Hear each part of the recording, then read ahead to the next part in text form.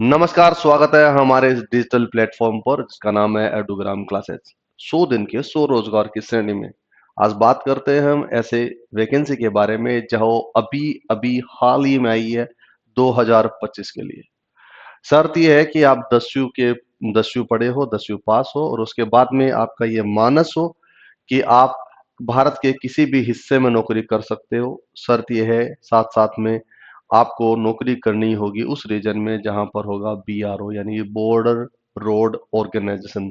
नाम से ही जाहिर हो रहा है कि इसका बॉर्डर रोड का मतलब है वहां पर आपको जाना होगा, नॉर्थन साइड में जाना होगा, भारत के ईस्टर्न साइड में जाना होगा जहां पर बॉर्डर है।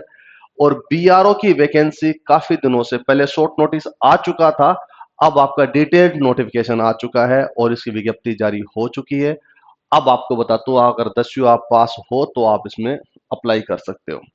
अब कुछ बातें हैं जो आपके साथ मैं साझा करूंगा, वो साझा इसलिए करूंगा क्योंकि कभी भी जब भी आप ये नौकरी अप्लाई करोगे आपके मन में चलेगा क्या मैं इसमें एलिजिबल हूं, क्या मुझे ये चीज आती है, क्या मैं हो सकता हूं। ये सब चीजों का मैं आपको निचोड़ बताऊंगा और उसका समाधान भी बताऊंगा। वीडियो अंत तक जरूर देखना। चलिए समय को ज्यादा खराब नहीं करते, चलिए मुद्दे पे आते हैं, शुरू करते हैं। ये लो, बीआरओ यानी बॉर्डर रोड ऑर्गेनाइजेशन, यानी कि नाम से ही जार होता है जहां जहां बॉर्डर है वहां पर रोड बनेगी, वहां पर काम होगा।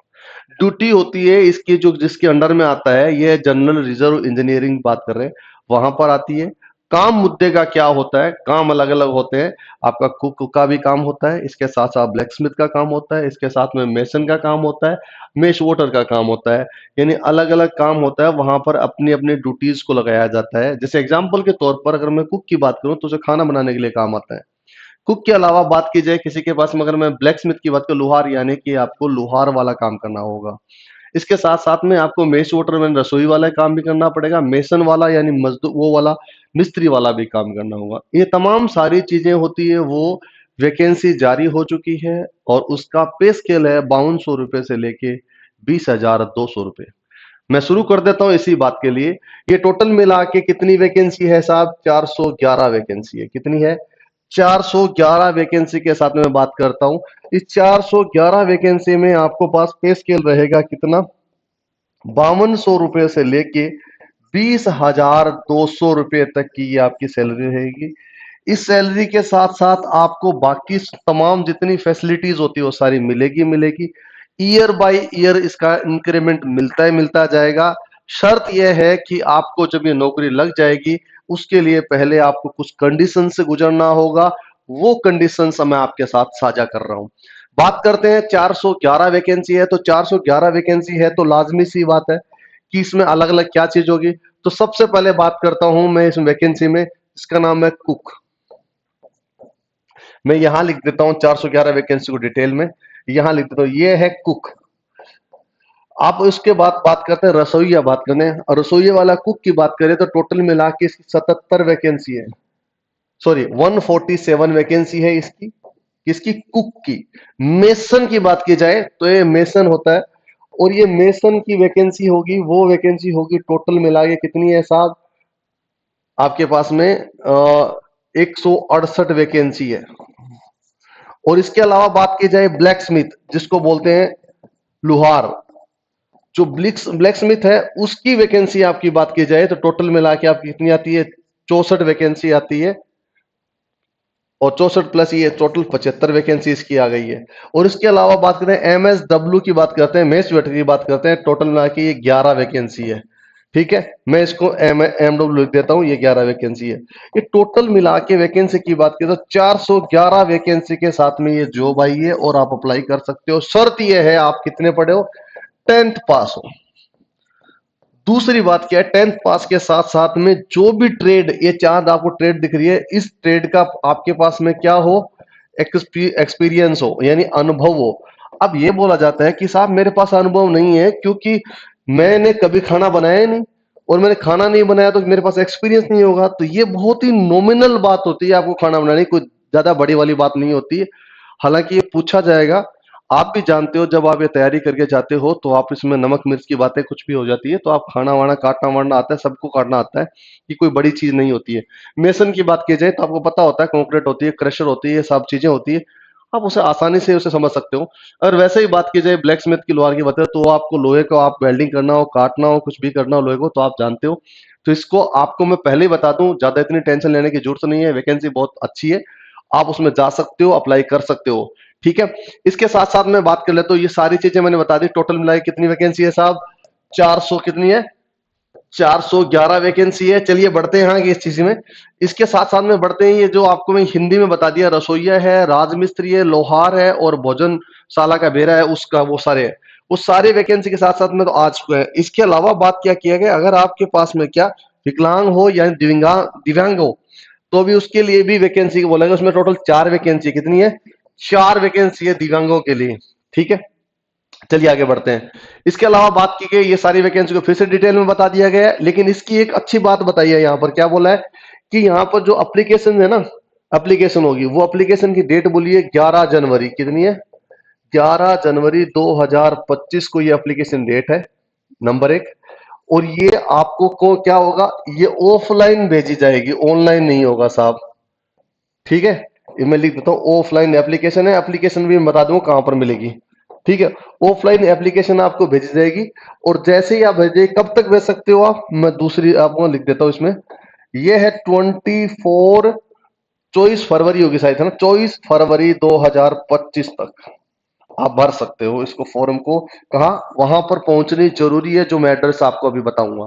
इसके साथ साथ बोला है कि अगर आपका लास्ट डेट क्या है किसमें, अगर आप अरुणाचल प्रदेश हो, मिजोरम हो, मणिपुर हो, नागालैंड हो, इस तरह से आप हो, तो आप कितना तक, 11 मार्च तक भी आप उसे भेज सकते हो।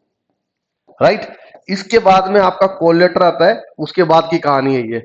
तो ये बात रही आपकी, कब से भर सकते हो, 11 जनवरी से लेके ऑफलाइन भर सकते हो, कब तक, 24 फरवरी तक ये फॉर्म भर सकते हो। और कहां भरोगे, ये है एक सेंटर, मैं यहां पर इसको लाल अक्षर में लिख देता हूं ताकि समझ में आए। एक सेंटर है जिसको नाम लिखा जाता है GREF, ग्रीफ।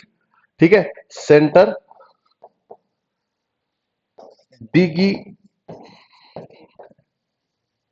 कैंप, पुणे।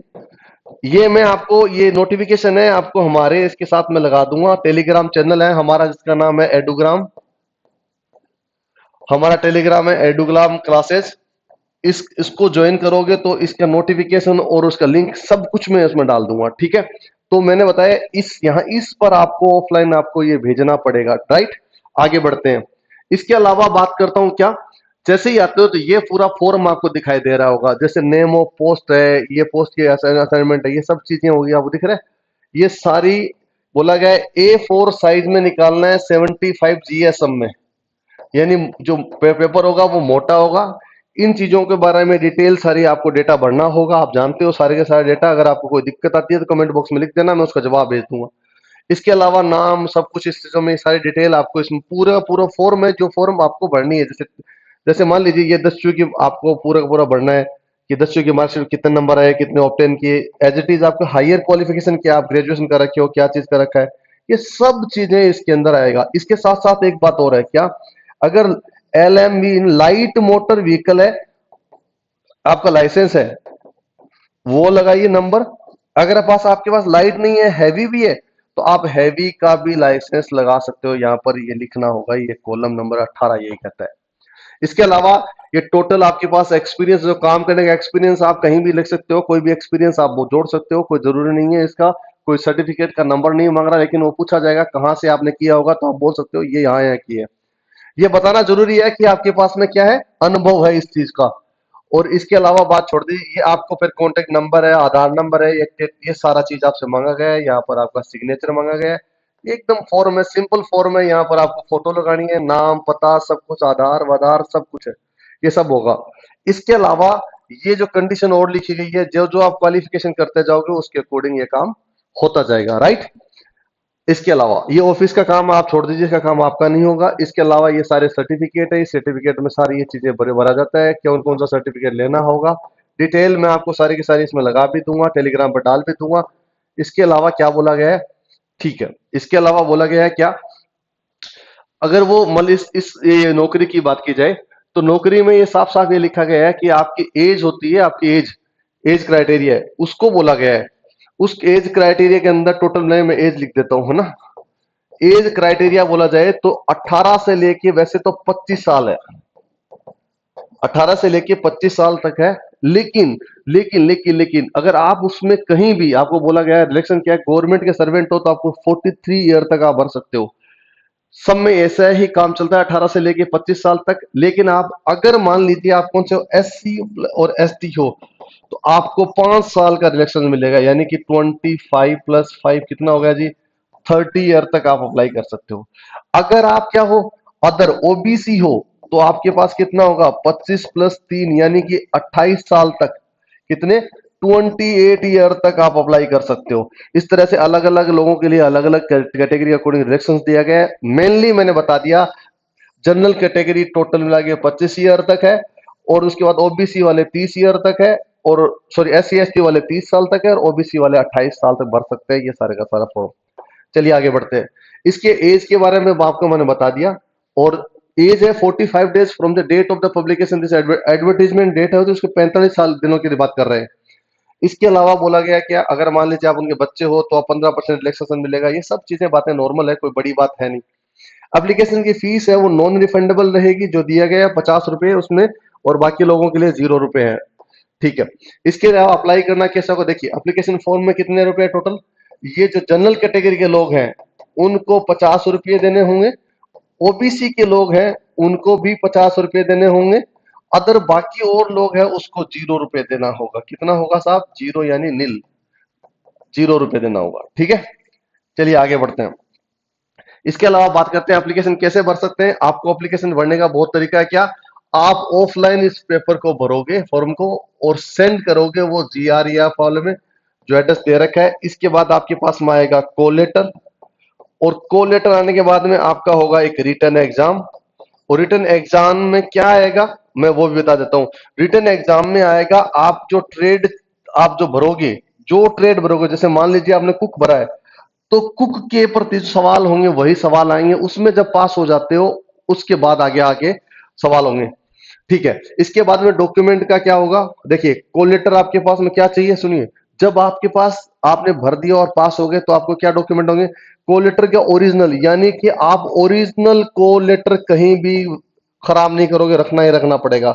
इसके अलावा सारे सर्टिफिकेट जितने सारे जरूरतें होती है सब का सब होगा, राइट। और इसका कॉल लेटर है ना वो तुरंत जैसे ही आप जाओगे उसके बाद में आप घर पर आएगा, कैसे, वो डाकिया के थ्रू आएगा, पोस्टमैन के थ्रू आएगा। ठीक है। और एक बात और याद रखना, ये जो वैकेंसी आएगी, जो रिटर्न एग्जाम होगा, कौन सा, रिटर्न एग्जाम जो लिखित परीक्षा होगी, रिटर्न एग्जाम का 10 गुना, मैं 10x लिख देता हूं, 10 गुना, यानी कि आपको जब उसको वैकेंसी है उसका 10 गुना ज्यादा, यानी 4100 वैकेंसी में क्या करेंगे वो 4100, कितना होगा जी, करीबन 4100 वैकेंसी को क्या करते हैं, लोगों को क्या करेंगे, रखेंगे, यानी 10 गुना ज्यादा रखेंगे। और उसके बाद उसका जो आगे बाकी फिजिकल टेस्ट होगा, सब चीजें, ये चीज चलेगी। यानी कि जब रिटर्न एग्जाम होगा तो आपको 4000 लोगों को रखेंगे, चाहे एप्लीकेशन कितनी भर के छोड़ दे वो। ठीक है। इसके अलावा बोला क्या गया है, ये सारा मोड है। रिटर्न एग्जाम यहाँ पर हो गया, मैंने आपको बता दिया। रिटर्न एग्जाम में क्या आएगा साहब, रिटर्न एग्जाम में आएगा, बहुत ही सिंपल गणित है कि आप जिस ट्रेड के लिए जा रहे हो उस ट्रेड के रिलेटेड क्वेश्चंस होंगे।